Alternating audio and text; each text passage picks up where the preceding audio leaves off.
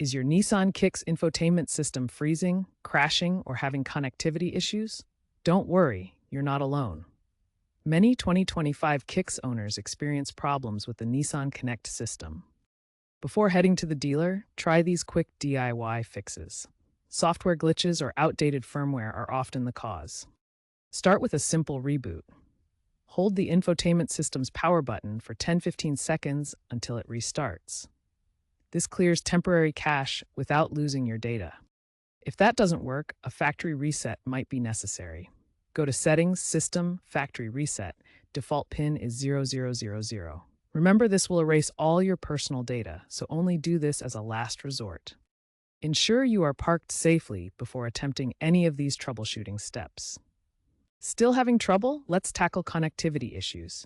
Make sure your phone's operating system is up to date and compatible. For stable streaming, use a wired USB-C connection instead of Bluetooth. Regular app updates are also crucial.